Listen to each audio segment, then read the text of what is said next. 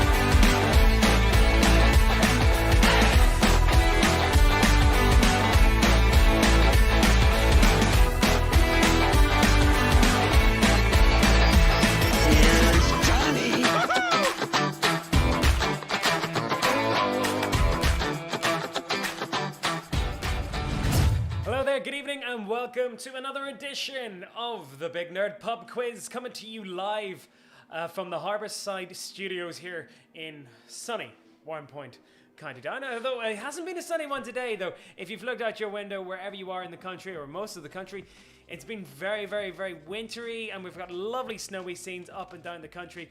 It's been lovely to walk about in it as well. Like you can see, I've got my jumper on this evening. It's a little bit cold here in the Harbourside Studios as well. But, like I said, if you're all at home being nice, snuggly and toasty, and getting ready to play another Big Nerd Pub Quiz, then you're in the right spot. We got another really great quiz for you tonight. 8 rounds, like I said, of always tricky trivia quiz questions coming your way this evening.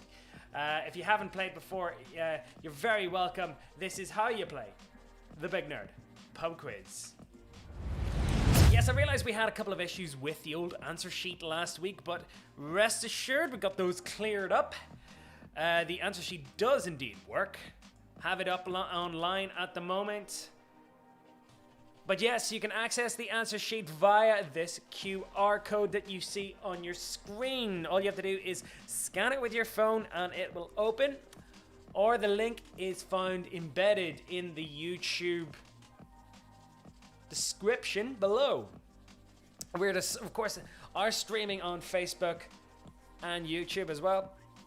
All you have to do is open up the Google Doc answer sheet and you'll see an option to pop in your team name. An email address is also needed as well. 8 rounds, like I said, with 6 questions each. There's only 1 correct answer per question and no trick questions.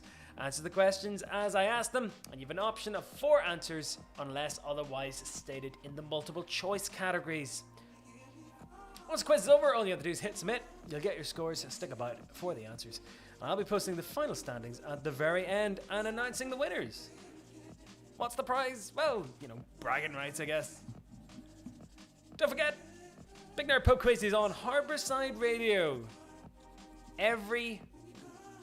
Harbourside Radio every week at 8 p.m. And don't forget, you can follow Big Nerd Pub Quiz on all the different social media channels here: Instagram, Facebook, Twitter, and YouTube. Don't forget to smash and subscribe to the YouTube channel if you're enjoying it. And you can play all the different quizzes that we've been had on the channel throughout nearly a year now. Struck me that there hasn't been a week. It's always coming up to like nearly March when I started this. And yeah, nearly 1 quiz a week I've been doing since I started all the way back in March. It's crazy to think, but there's tons and tons of quizzes up on the YouTube channel. Do check them out. You can hire the Big Nerd Pub Quiz as well for private events. If you're doing team building exercises, office parties, birthdays, you name it, get in touch with me. BigNerdPubQuiz@gmail.com, and I'll make a quiz just for you, whatever way you want.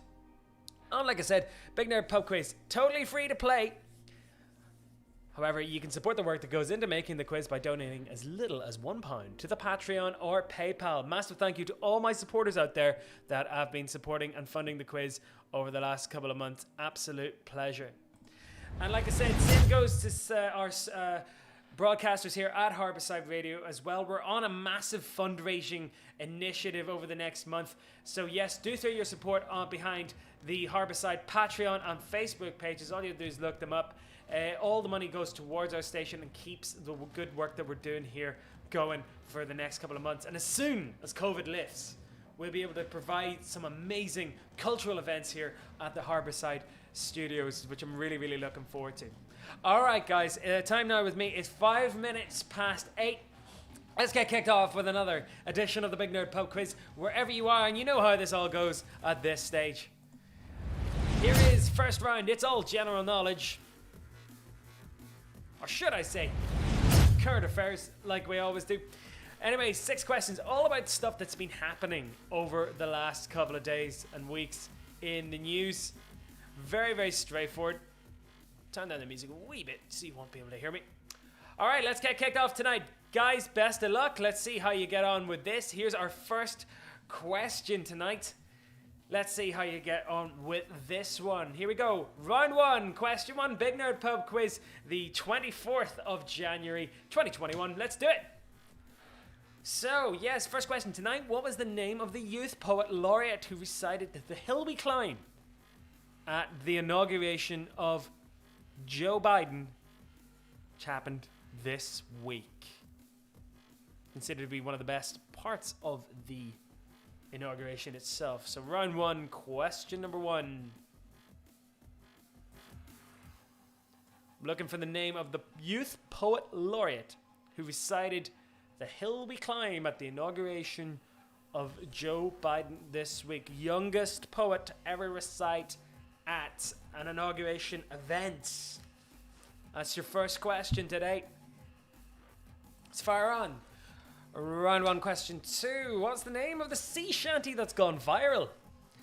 As sung by Scottish postman Nathan Evans. Now, if you haven't seen this, then you've probably been living under a rock.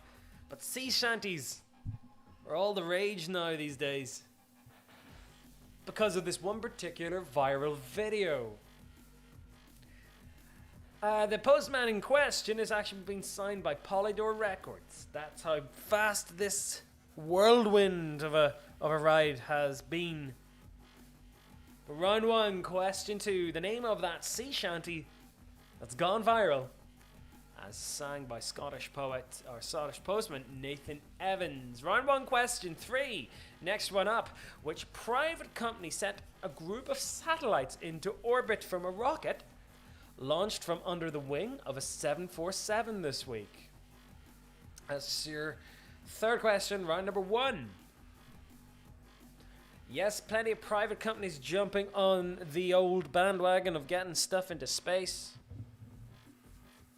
A private company sent up a group of satellites into orbit from a rocket, which was launched under the wing of a 747 this week. 747 was called Cosmic Girl, after the Jamiroquai song. It's round 1, question 3. That's your third question tonight. You'll always get a space question with me. I love space stuff. Round 1, question 4. Which footballer received his first ever red card this week whilst playing for their club?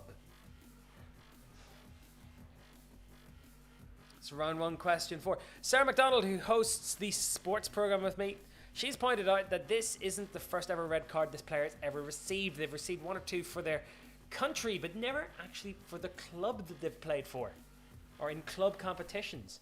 Bit of a shock given the fact that this was in a final as well. A very, very distinguished playing career. But considered, yeah, first ever red card. Bit of a shock. It was like world news when it happened. It's round 1, question 4. Round 1, question 5. Who will replay the character of M in the upcoming and delayed Bond film, No Time to Die?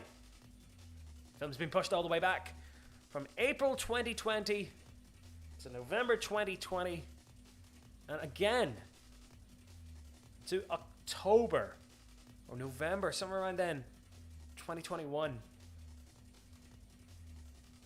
You could say plenty of time to die then, in that respect. I'm gonna go home. Awful joke. But who will replay the character of M in the upcoming and delayed Bond movie, No Time to Die. It's your fifth one tonight. And round one, question 6. Again, if you've been living under a rock and haven't seen this man floating about the internet. Sixth question tonight. Bernie Sanders became a meme this week. But which US state does he represent in the House of the Senate in America? It's round one, question number 6. Ever popular senator. That's round one, question number 6.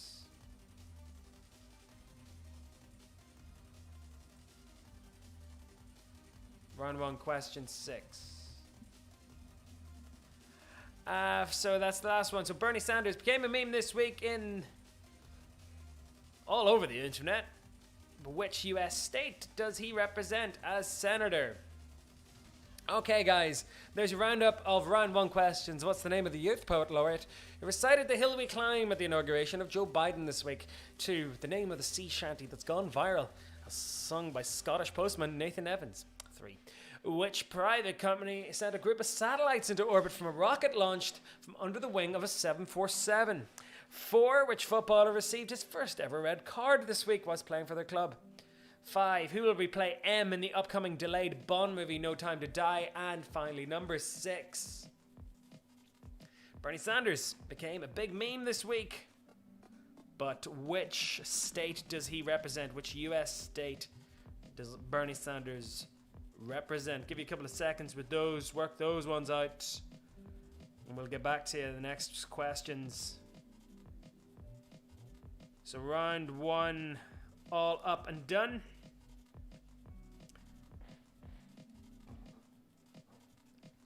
Alright, so first one down, 7 to go tonight on the Big Nerd Pub Quiz. Hope you're all well. If you're looking a shout out or a hello from me at any point tonight, by all means, get in touch via all the different social media channels here in the corner, as well as the group chat, which I have open on my Facebook page and on the Harbourside one as well. Don't forget, follow HarboursideRadio.com for some fantastic programs and for some fantastic content and some amazing prizes as well from Harbourside competitions. All right, let's not waste no more time and move on to the next round this evening. Round 2. I've kind of merged 2 together today for this week's music question. Music questions, like I said, I've mixed 2 up here. I've done movies and music, film scores. So yes, very, very straightforward this round. I'm going to show you 3 movies directed by particular directors, and all I need you to do is link the film composer. Find me the film composer for these movies. Sound pretty straightforward? Hope it is. Anyway, normally a lot of these directors always have favorite film composers, and like I said, some of these I think will be fairly straightforward. So if any movie buffs amongst you, you'll definitely get this one straight off the bat. So here we go, round 2, question number 1. So I think an easy one to start you off with are Indiana Jones, Star Wars, Harry Potter. I'm looking for the composer who's orchestrated the scores for each of those films, associated with a lot with George Lucas and Steven Spielberg. So I'm looking for the composer of the music for these movies: Indiana Jones, Star Wars, Harry Potter. I think it's a nice easy one to get you going today. One of those famous film composers going. Your next one, round 2, question number 2. Inception, Interstellar, Blade Runner 2049. Again, 2 different directors there, Denis Villeneuve and Chris Nolan. But who composed the music for those 3 films? Blade Runner 2049, I have to say, my favorite, or definitely one of my favorite sequels of all time. Superb film. I think it's visually and audibly brilliant. So Inception, Interstellar, BR 2049, who composed the musical scores for those. Here's your next one. Round 2, question 3. Titanic, Apollo 13, Aliens. You already see a theme there. Titanic and Aliens, directed by none other than James Cameron. He's collaborated on a few movies with him. Interestingly, they fell out. This composer fell out with James Cameron after Aliens because he wasn't satisfied with the music. However, collaborated with Ron Howard on Apollo 13, and James Cameron was impressed enough to actually go, you know what, I'll take you back and you'll do Titanic for me. So yeah, that's the link there. Titanic, Apollo 13, Aliens, who composed the score for those three movies. Next one, definitely a common thread here. Batman, Beetlejuice, The Nightmare Before Christmas. Every goth girl's favorite movies. Just all there. That and The Crow. It's true.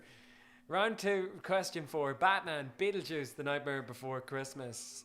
I'm looking for the composer of those films. Round 2, question number 4. Heads up, here's next one. Round 2, question 5. Psycho, Vertigo, Taxi Driver. Going a little bit more old school with this. Psycho and Vertigo. Alfred Hitchcock. Taxi Driver, one of Scorsese's early ones. Interestingly, the score for Taxi Driver was the last film scored by this particular veteran of Hollywood music. Considered one of the finest scores from their work, from their overall body of work. Psycho, of course, the infamous shower curtain scene. It's your second one there. And Vertigo, Jimmy Stewart, Kim Novak in the third one. All right, and your final one, litany of Bond movies there. Round 2, question 6, Goldfinger, Moonraker, The Living Daylights. I'm looking for the composer of all 3 of those film scores. Interestingly, I know, actually, don't want to give this one away, actually, but there you go. Round 3, question 6. Sometimes if I give too many clues, I give it all away. But yes, a Connery, a Moore, and a Dalton. The Living Daylights, interestingly, was the last Bond film this composer composed. But yes, classic scores all around. Round 2, question 6. And your final round up there, round 2. So Indiana Jones, Star Wars, Harry Potter's the first one. Inception, Interstellar, Blade Runner 2049 the second. Titanic, Apollo 13, Aliens number 3. Batman, Beetlejuice, Nightmare Before Christmas at number 4. Psycho, Vertigo, Taxi Driver number 5. Goldfinger, Moonraker, and The Living Daylights is your final one. Alright, and a load of fun putting those ones together. Figured that would be a kind of nice mashup of 2 rounds and 2 subjects that are very, very close to my heart, music and film. But yes, if that means I'm not doing a movie round this week, that means round 3 is going to be a TV round. TV round this week is round number 3. And it's all about jumping the shark. And you're wondering to yourself, what is jumping the shark? Okay, so jumping the shark is a term used by television critics and fans alike of certain long-running TV shows that have hit their peak and then start going downhill. They always refer to a jumping the shark moment as the moment the TV show just got weird or strange or just bad and started going downhill. But yes, to explain that a little bit further, it came from somewhere. So round 3, question number 1. Which TV show introduced the phrase jumping the shark to modern day parlance? So yes, it was a particular 70s sitcom that this certain incident happened where the main character jumps over a shark in a jet ski, and that was meant to signify the big downturn in the quality of the show. But round 3, question 1. I'm looking for the name of the TV show that introduced that phrase, jumping the shark. Well, like I said, he jumped over a shark in a jet ski, and I think at that point everyone was like, okay, the show's got a bit weak. But which TV show was that am I talking about? That's round 3, question 1. Round 3, question 2. Which renowned sitcom was criticised for its finale, which saw the main characters put on trial for all their petty misdemeanors and then jailed? Yes, it's I'll give you a clue. It's 1998, I think 1998 or 1999 when the show finished itself. It was one of the most popular sitcoms of the 90s.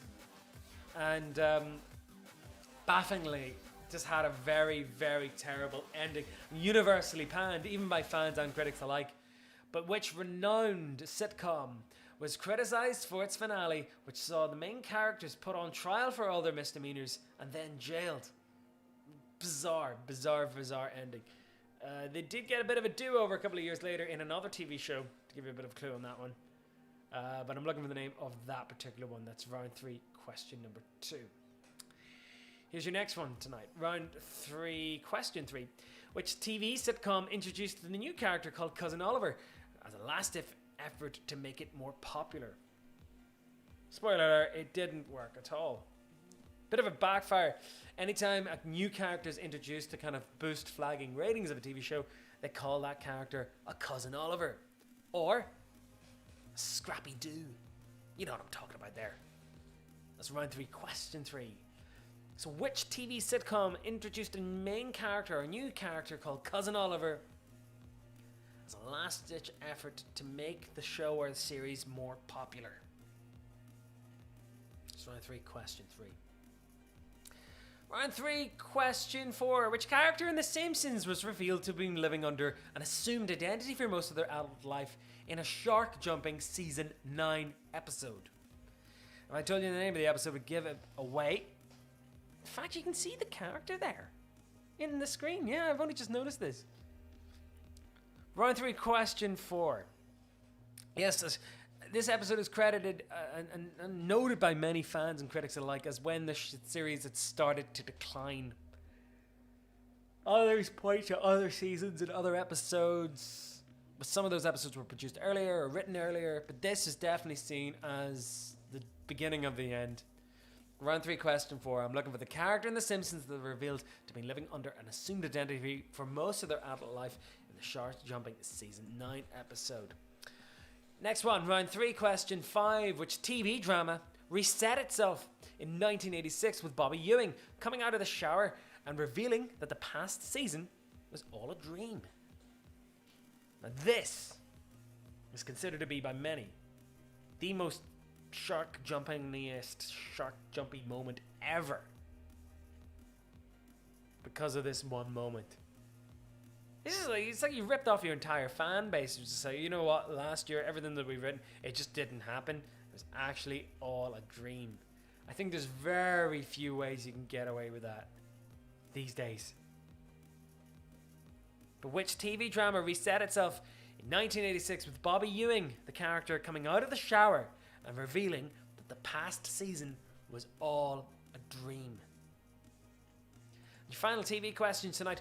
Which character in Star Trek The Next Generation grew the beard in the second season of the show, which many fans point out to be as an upswing of quality of the show? Yes, earlier on we had Jumping the Shark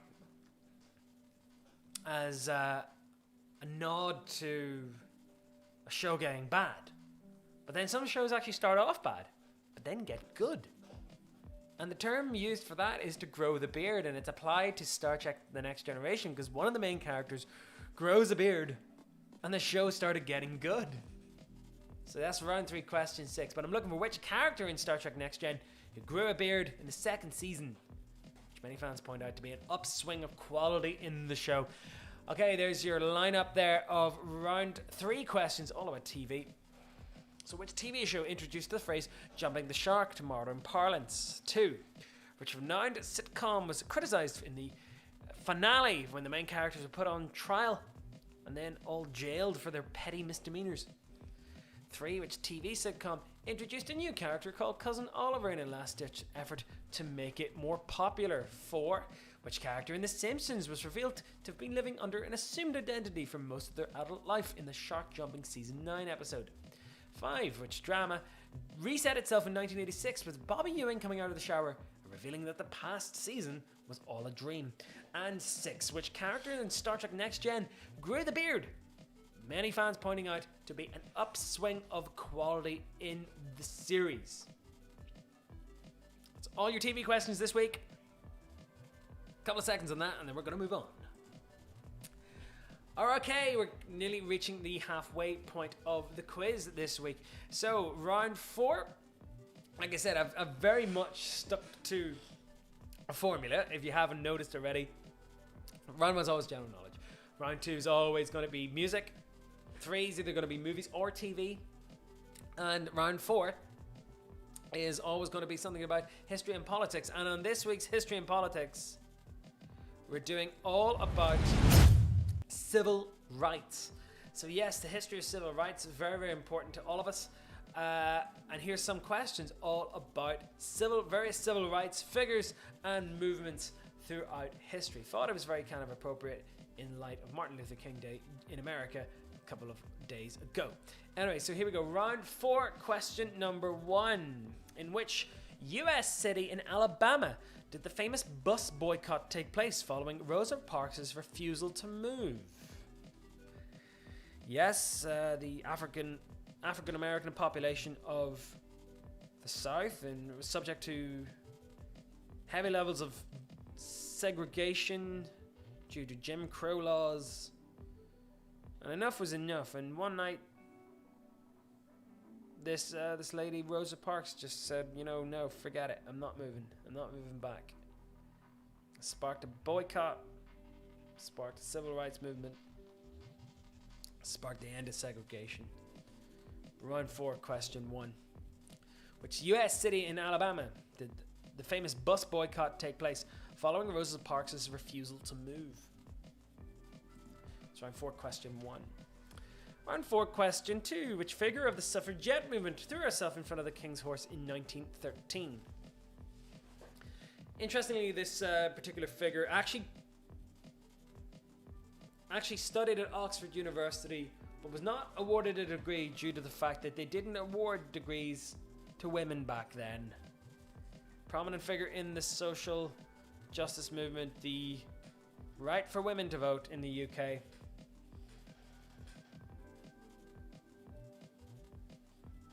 She threw herself in front of the horse at the Derby, I believe it was, in 1913, and died.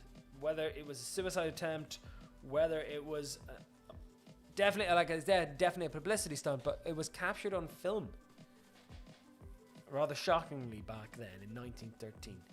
Which figure of the suffragette movement threw herself in front of that horse in 1913? Round 4, question 3. What's the name of the LGBT bar in New York that lent its name to the riots that took place there in 1969? The riots took place there after frequent police raids on the establishment in Greenwich Village, which led to many of its patrons actually just taking to the streets and rioting in order to be heard and to be recognized. Considered to be a landmark moment in the history of LGBT rights, and the actual name of the tavern has actually now been lent to a charity, a very prominent charity, LGBT charity. But I'm looking for the name of the LGBT bar in New York City, which lent its name to the riots that took place there in 1969. Round 4, question 4. Which country in the world was the first to legalize same-sex marriage all the way back in 2001? My spelling is terrible. Just notice that. It's not how you spell a country at all, is it? But yeah, you get the drift. Round 4, question 4. Which country became the first to legalize same-sex marriage all the way back in 2001? Round 4, question 5. Which former First Lady of the United States was the first chairperson of the United States Commission on Human Rights? It's your 5th question this evening on civil rights.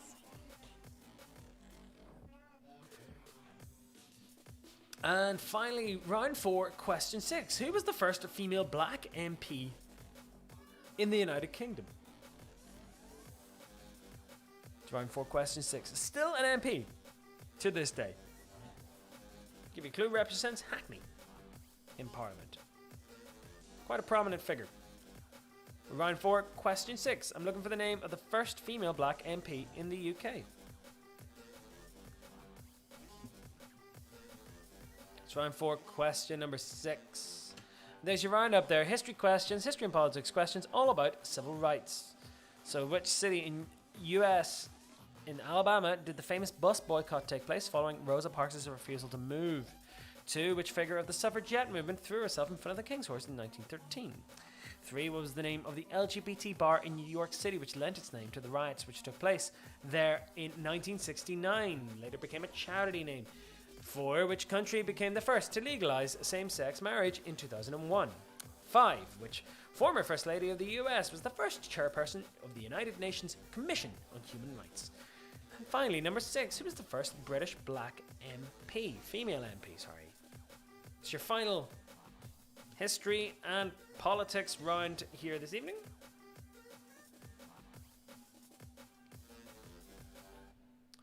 Give you a couple of seconds on those before we move on to the next questions tonight. Okay, that's 4 down, 4 to go this evening on Harbourside, Facebook and on YouTube. Hope you're all keeping well whatever you're doing. Hope you're all staying safe, and hope you're all had a chance to go out and enjoy the snow around our area. It was absolutely beautiful. I walked in from Ostrava this afternoon and it was totally worth it. Some beautiful, beautiful scenery out there around where I'm living. But yes, do stay safe and don't make any unnecessary journeys if you don't have to. All right, a little bit of news actually. Starting this week on BBC Two, it's a brand new quiz show called Lightning. It's hosted by Zoe Lyons, and it's on at 6:30 every weekday evening. It's a fantastic quick-fire quiz which involves players testing their knowledge against running down clocks, some physical and some mental challenges in there as well. It's a fantastic quiz. And I'm delighted to say I am taking part in it. Now, my episode isn't going to be shown, I was told, until about middle of February. But if you are keen to watch this really, really great quiz, it starts tomorrow on BBC Two. It's called Lightning. I'll give you more details about that in the next couple of weeks. But yes, don't miss it. And it's like I said, it's one of those things. Somebody texted me during the week saying it's probably nicer to have you on the other side of the answering questions, and I was like, yeah, it is actually. But yes, really looking forward to see that. It is a fantastic quiz. Do watch it. BBC Two, Lightning, 6:30 in the afternoon or in the evening. So yes, do check that out. Okay, so tonight's 5th round. If you've been playing these quizzes, you know what's coming. It's round number 5. Sporting flops is the 5th round. Yes, it's always a sports round of round number 5. However, I figured tonight, instead of celebrating sporting glory, I'd be celebrating sporting infamy or ingloriousness, I guess, if that's a word.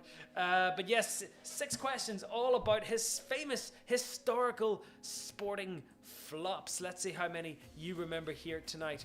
Round 5, question number 1. What was the name of the Queen Mother's horse that fell in the final straight with 5 lengths to go in the 1956 Grand National?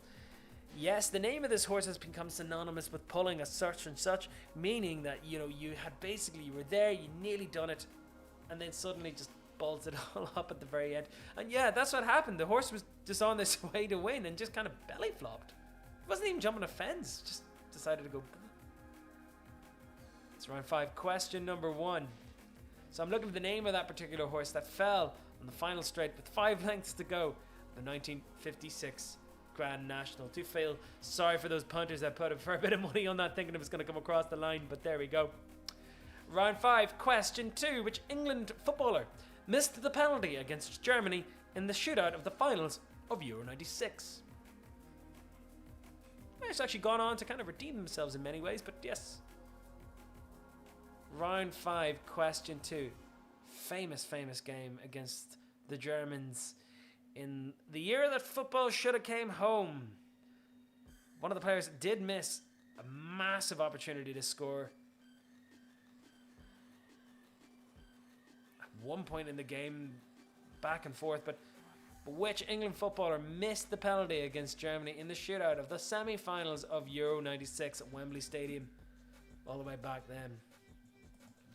It's round 5, question 2. Round 5, question 3.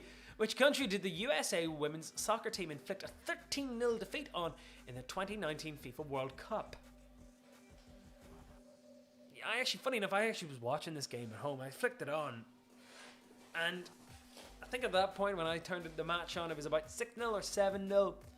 And I decided to just keep watching the car crash of the other team, really. And in saying that, the team that they defeated, like, the Americans had a foot on each single player, including the goalkeeper, who was literally 5'0". And they were rattling home the goals like there was no tomorrow. To the point, it was getting kind of embarrassing and kind of sad for the other team. But the Americans, which they defended themselves doing anyway, but the American women's team were just running into the camera, like, yeah. It's like, even after like 7-8-0, you just kind of, okay, dude, you're winning. Tone down the celebrations, like. But in fairness, 13-0 defeat, pretty one-sided game. That, especially when, like I said, your keeper's like 5'0". So, which country did the USA women's soccer team inflict a 13-0 defeat in the 2019 FIFA World Cup? Round 5, question 4. Which US baseball team was inflicted with an 86-year-old World Series drought known as the Curse of the Bambino? The Bambino himself was Babe Ruth, most famous baseball player of all time. And when he was traded from one team to another, well, this one particular team to the Yankees, thus began the Curse of the Bambino, and this particular team did not win a World Series until 86 years later. That's round 5, question 4. Heads up, here's your next one. Round 5, question 5. Which Premier League team hold the record for the lowest number of points in one season with a grand total of 11 in the 07-08 campaign? Currently, as I do believe, the current bottom team of the Premiership right now are Sheffield United, with an abysmal score so far of 5 points, and set to be on course to smash this record, which has been standing since 2008. 11 points. It's been a pretty woeful season for this particular team. But I'm looking for the Premier League team which hold the record for the lowest number of points in one season with 11. All the way back in 2007-2008. Heads up, and your final one for all the rugby union players and fans out there. So round 5, question 6. Which rugby union team were defeated by Leinster in 2011 after throwing away a 22-6 lead at half-time to lose the game 33-22? I was offered tickets to this match, and I regret not going because I had law exams to do and I couldn't justify going to this game. I got offered tickets on 3 occasions to go to this, and I was like, no, I'll watch it on TV. I can't go. And then I turned it on and I watched it. 33-22. How on earth? Like, such a brilliant comeback as well. Round 5, question 6. Which rugby union team were defeated by Leinster in 2011 after throwing away a 22-6 lead at halftime to lose the game 33-22. All the points coming from Johnny Sexton after a rousing halftime speech. Okay, there's your roundup there. Sporting flops. So what's the name of the Queen Mother's horse that fell on the final straight with 5 lengths to go in the 1956 Grand National? 2. Which England footballer missed the penalty against Germany in the shootout of the semi-finals of Euro 96? 3. Which country did the USA women's soccer team inflict a 13-0 defeat in the 2019 FIFA World Cup? 4. Which US baseball team was inflicted with an 86-year-old World Series drought, also known as the Curse of the Bambino? 5. Which Premier League team hold the record for the lowest number of points in one season with 11 in 2007-2008? And finally, which rugby union team were defeated by Leinster in 2011 after throwing away a 22-6 lead at halftime to lose the game 33-22? Alright, so that's the sports round done. Now, just a wee bit to clear things up. This quiz I actually write during the week. Actually, this particular quiz I've been used for private quizzes. I've been hired by the guys over at UCL, University College London, to entertain their students that have been locked down. So I actually write this quiz during the week, and I actually try to make the quiz as broad as I can to reflect the number of different disciplines and areas of study. So this round is going to be about... Oh, no, I haven't got to this one yet. I'll explain it later on. I know, yeah, this actually explains it better much later. Actually, this is where I got this round from. This round is called Shot in the Dark. Basically, it's a total guess. You have 1 in 4 chances to get in these. Either you know them or it is just a pure matter of guessing. Shot in the Dark is a fantastic card game produced by this couple from Leeds. They actually gave me a demo copy of the game last year to test it out. Thought it was great. Now I've got to revisit some of the rounds. So here we go, round 6, question number 1. So, round 6, question 1. In which year was the first email sent? That's round 6, question number 1. Round 6, question number 1. Camera's just gone out of a little bit of focus here. I always take this off because I was thinking that the focus is always going to be automatic. Get it back. So yes, round 6, question 1. In which year was the first ever email sent? Apparently the first ever email that was actually ever sent was QWERTY. Top line of a keyboard. That was the first email. Round 6, question 2. Out of the first 10 popes, how many of them were murdered? Pretty dangerous job being pope back then. It's quite a lot of popes to get through.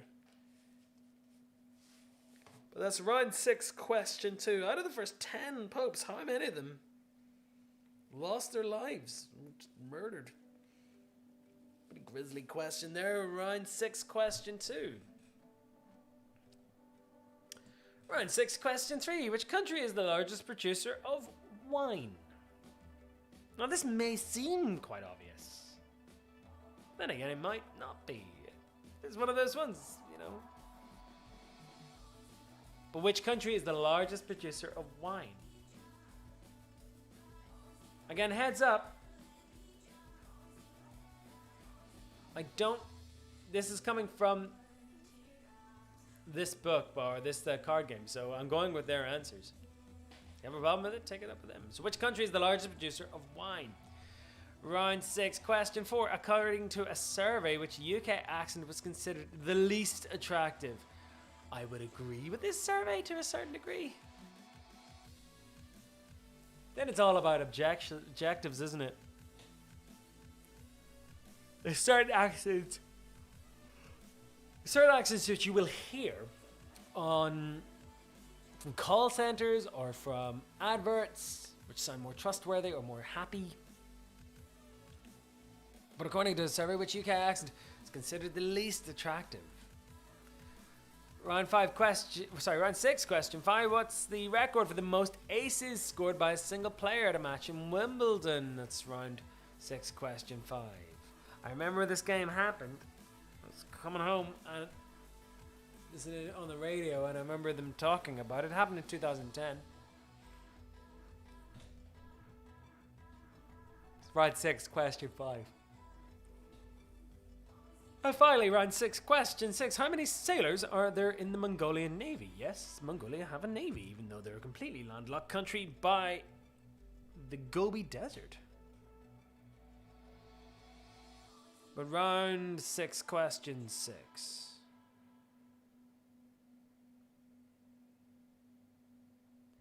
So round 6, question 6.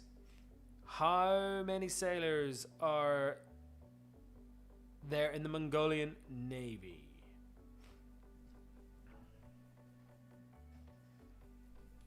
And there's your roundup there of questions, all about just take a guess. So which year was the first email sent? 2, out of the first 10 popes, how many were murdered? 3, which country is the largest producer of wine?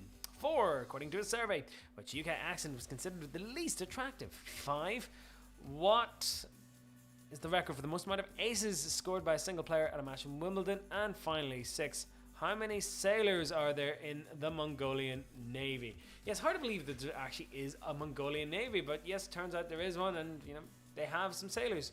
But how many that is? Interestingly, the Swiss actually do have a navy as well. They generally operate like patrol boats around lakes and stuff where they have in their country.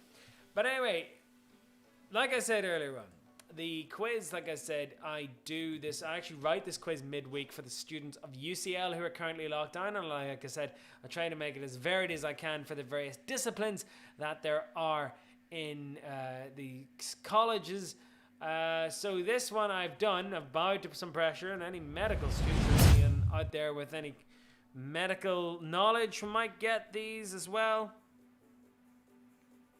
So round 7, medical conditions.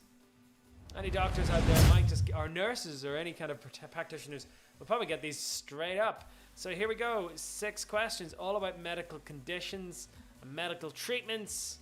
So here we go, round 7, question 1. What condition is caused by the deposition of salts of uric acid? That's round 7, question number 1. First question of medical conditions this evening. What condition is caused by the deposition of salts of uric acid? It's round 7, question number 1. Round 7, question 2. Which disease is detected by using the Schilling test? Round 7, question 2. Again, normally I have a little bit of banter about these questions, and I'll be like, oh yeah, you might have heard this, or I can give you a clue. I source these questions from somewhere online. I hope they're right. I'm assuming they are. They come from a good source, I believe. And I did look it up. But which disease is detected by using the Schilling test? That's your second question. Medical conditions. Again, apologies if I can't pronounce these correctly, but which of these is not a form of color blindness? Deuteranopia, protoanopia, tritanopia, or myopia?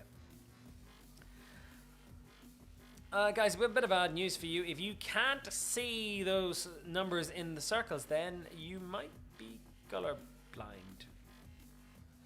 Just a bit of a heads up. But which of those is not a form of color blindness? Deuteranopia, protanopia, tritanopia, or myopia? It's round 7, question 3. Round 7, question 4. What's the more formal term for the disease called pink eye?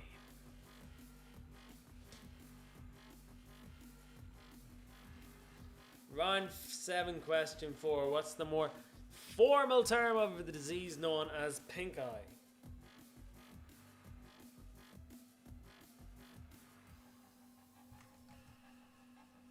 Round 7, question 5. What is the full name of the medical scanning technique called PET or PET? So if you go in for a PET scan, I know there's CAT scans, I've gone in for one of those before, and basically sitting in a giant tube, torpedo tube, and you get like, sit for at least half an hour going that. But round 7, question 5. I'm looking for the full name of the medical scanning technique called PET or PET.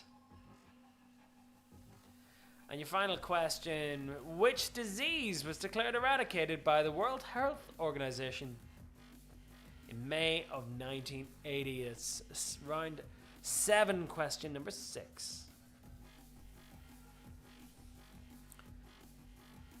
Yes, this disease was identified by the WHO, where they decided just to eradicate it. They took a massive program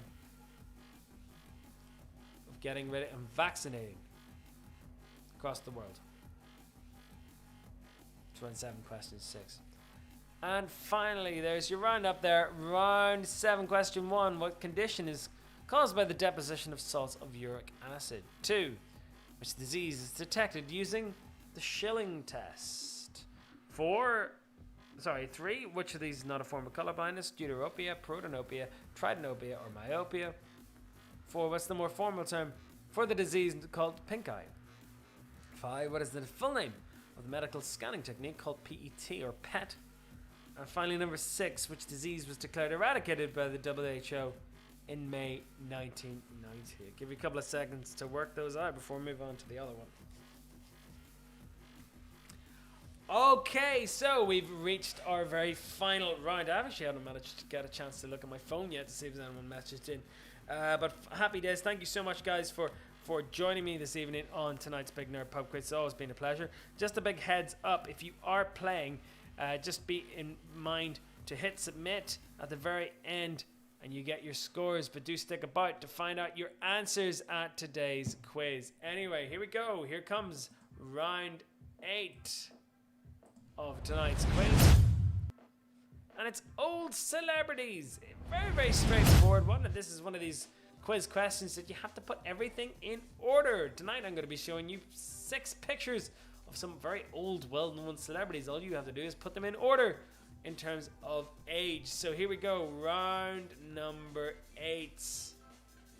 This is it. Here are your celebrities for this evening. And we're going to wrap up after this. There we are. Pop them all in order. I want to know who is the youngest out of all those, and then work your way up. So if you think Mel Brooks is older than Dick Van Dyke and put him at number 1, then put him at number 1. If you think Dick Van Dyke is number 2, put him at number 2. Prince Philip 3, and work your way up. So Mel Brooks, Dick Van Dyke, Prince Philip, Jimmy Carter, Yoko Ono, and Betty White. Mel Brooks, director and writer of such comedies as Young Frankenstein, Blazing Saddles, Spaceballs. Producers, fantastic comedy writer and Hollywood legend. It's round 8. Question 1. Or just counting questions. So Mel Brooks. If you think Mel Brooks is the youngest one, put him at number 1. And work your way down. Dick Van Dyke, otherwise known as the guy with the dodgy Cockney accent from Mary Poppins. Although, dodgy accents aside, his performance is rather charming, and I love Mary Poppins as a movie, and if you don't think that is the case, then you're wrong. Mary Poppins is a fantastic film. But Dick Van Dyke, still kicking, still lovely as ever. He's our second figure there. Prince Philip. Possibly the longest royal consort of all time, the longest serving. Husband to the Queen. Prone to quite the odd gaffe. I'm not going to repeat them on this show. Wouldn't be becoming of me if I did. Jimmy Carter, President of the United States. Possibly one of the most sinned against presidents has been sinning. I guess he was probably one of the nicest presidents, the most honest presidents America's ever seen. Unfortunately, this kind of shy, kind of Georgia accent possibly denied him the second term of the White House. The Iran hostage crisis obviously exasperating his tendency in office. Yoko Ono, Japanese conceptual artist, the wife, former Beatle John Lennon, ironically lives in the house across the road, or lives in the same house where John Lennon and she lived, in the Dakota buildings off Central Park. But yes, Yoko Ono, where does she fit in the list? And finally, American legend and sweetheart to all and to many, Betty White, one of the Golden Girls. Yes, still alive and kicking, as of tonight anyway. So Mel Brooks, Dick Van Dyke, Prince Philip, Jimmy Carter, Yoko Ono, Betty White. Place them in order in which you think is the youngest first and work your way up. I will reveal the ages and the order at the very end tonight's quiz. Be sure to stick about to find out how you've done. Always very important. That's round 8. Gonna give you another couple of seconds on that. When the clock goes 5 to 8, I will pull it. I'm gonna take a couple of minutes so I can get all the scores at the end, and see who's actually won. Like I said, I've put a team option in for you guys playing at home. Always love to see how you get on at the end. And we'll post the scores at the very end. There we go. There's 5-9 tonight. Big Nerd Pub Quiz. That's it, guys. I'm wrapping it up. Thank you so much for joining me. Give me another couple of seconds. I'm going to compile tonight's scores. I'm going to give you one more minute to finalize your answers and submit them. Any answers submitted after 2056, I will not be taking them on. I'm going to bring up the answer sheet, and then I'm going to be giving you the answers for tonight, and then revealing who's made it into the top 5 of this evening's quiz. Another 20 seconds on the clock, and then we will be moving on for tonight's Big Nerd Pub Quiz, and that'll be it. Thank you so much for you guys for playing this evening. Another 10 seconds. 9, 8, 7, 6, 5, 4, 3, 2, 1. I should get the countdown clock there. There we go. 2056 by my watch here live in Harbourside Studios. I am not allowing anything after 2056. Okay? If you hand it in now at 2056, I'll still allow it, but anything after that. In fact, you know what? We'll wait a couple more seconds. But that should be you. I think it should be straightforward enough for you guys to do this evening. Let's bring it up. Let's bring up the answer sheets.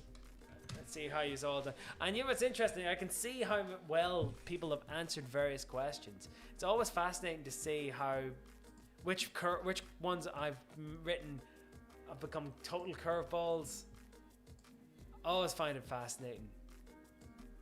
Let's see how many of you playing tonight as well, actually. We're going to take a quick break, and I will be back to you very shortly after these messages. So yes, just talk amongst yourselves there, whilst I kind of pull all these questions together. Here we go.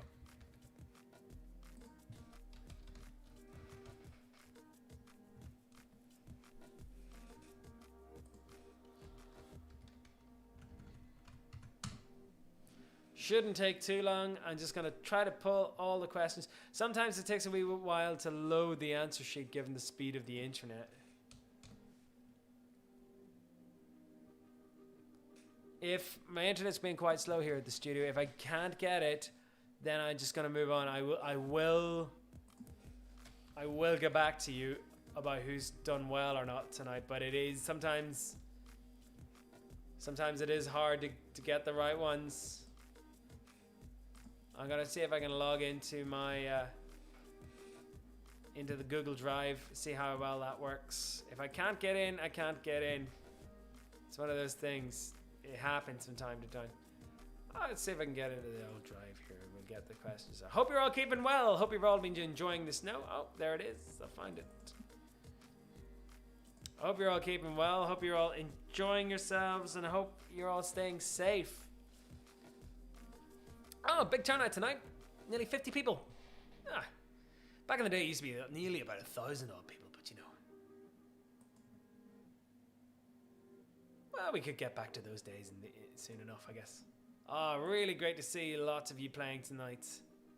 Really, really good to see you. Gonna fire up the answer sheet here. See how many people have done well. And see, and try to get these in order. Any full scores tonight? No, I'm not seeing any full scores. Or maybe... Very competitive quiz tonight, guys, I have to say. Very, very competitive. And like I said, sometimes these take a wee while to come through.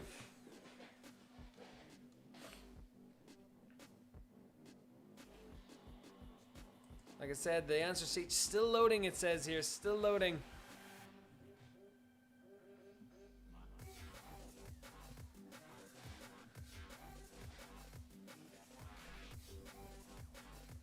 Big shout out to all the teams playing tonight. We've got Barney and Bindog, Leanne Gibson, the Guckians, 3MGs, the Crows, Juno and the Paycock, the Two Amigos, Fergie's Lot, GCY, the Ginger 3, AE Pottagers, Dwayne Dibley, Snow Joke, the Cars, Ole is king. A lot of Man United fans tonight.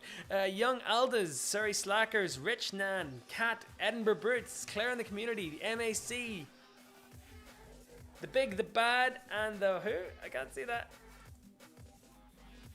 Do you know what? I'm gonna let the quiz sheet load up. It's very, very laggy tonight. I will get back to you about who's won. You know what? Most important thing I think is we get the answers for tonight's quiz. Really, thank you so much for you guys playing tonight. Really, really do appreciate it. Do share it with your friends, and I know a lot of you guys play it in the week as well. I don't think it really matters who's won, but big shout out to all the teams who've been playing tonight. Really, really do appreciate it. If you've liked what you've seen, like, share, hashtag, show me where you're playing. Let me know how you're getting on and everything like that. Let's just do it. Let's just do the answers for this evening. Here we go. Answers for this evening. And Amanda Gorman was the poet who read out the inaugural poem at the inauguration. The Wellerman's the name of that sea shanty that's been sung. Virgin launched the satellite into orbit, not SpaceX. Lionel Messi got his first red card this week. Ray Fiennes is reprising the role of M, and Vermont is where Bernie Sanders represents. Those film score composers: John Williams, all the Spielberg and Lucas movies; Hans Zimmer, Interstellar, Nolan and Villeneuve; James Horner, Titanic and Apollo 13 and Aliens; Danny Elfman, all the Tim Burton films; Bernard Herrmann, Taxi Driver and Scorsese and Alfred Hitchcock; and John Barry, the James Bond movies. Happy Days was the film or the TV show that introduced the notion of jumping the shark. Seinfeld had the really bad ending with the characters all going to jail. The Brady Bunch introduced Cousin Oliver. Seymour Skinner was the character. Armin Tamzarian, if you remember that one. Dallas had Bobby Ewing. And Riker was the character who grew the beard. Montgomery in Alabama was the site of the bus boycott. Emily Davison was the suffragette who threw herself in front of the horse in 1913. Stonewall, as you know, the charity Stonewall was the LGBT charity and the name of the inn in the city of New York. The Netherlands was the first country to legalize gay marriage in 2001. Eleanor Roosevelt, the former First Lady who sat on the chair of the Human Rights. And Diane Abbott was the first female black MP in the UK. So Devon Locke was the horse that screwed up the National in 56. Gareth Southgate was the manager of Gareth Southgate, who is the manager of England at the moment, is the guy who missed the penalty back in Euro 96. Thailand with the team whopped 13-0 by the Americans. Boston Red Sox had the curse of the Bambino. Derby County had the lowest amount of points ever by a Premier League, could be beaten by Sheffield this year. And the Northampton Saints threw away that mad lead against Leinster in 2011. 1971 was the year that the first email was sent. 8 popes murdered out of 10. Crazy that. France produces the most wine in the world. That's kind of one of those kind of, is it so obvious that it could be France? No, France is the biggest wine producer in the world. Birmingham has the ugliest accent. I'm sorry, Midlanders, Black Country people. I love you guys. 113 is the record number of aces scored in a game. And 7 is the amount done by the amount of people in the Mongolian Navy. Those medical questions: gout, pernicious anemia, myopia, conjunctivitis, positron, emission topography, and smallpox. And here's the one you've all been waiting for. I know a lot of people have been kind of wanting to find out this.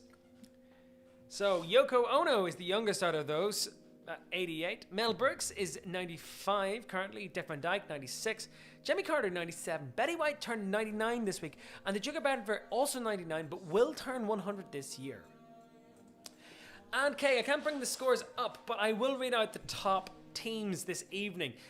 with a huge 44 out of 48 is Dwayne Dibley. Fair play to you with only 4 incorrect answers. You're the winner of tonight's quiz. Absolutely amazing. The Cat's PJs at 41 and C. Logue also at 41 out of 48. Well done to you guys. The Guckins, good to hear from you, at 38 out of 48. The Ginger 3, 37 out of 48. Also with 37 is Juno and the Paycock. I'll cut off at 35 here, yes. We had 36. We had Fire in the Kitchen. Deem Meetup at 35 out of 48. And as well as the Quiz Christofferson and the Amigos. So fair play to you guys for getting and playing tonight. It's been an absolute blast as always. Absolute pleasure to play with you guys. Thank you so much. Next quiz is on next week as always. I think it's going to be the first one of February, if I'm not mistaken. I'll look at my score. No, it's the last one of February, 31st. Listen, honestly, thank you so much again for playing. Much love to you all, and I'll see you all again soon on the Big Nerd Pub Quiz. Thanks again for playing.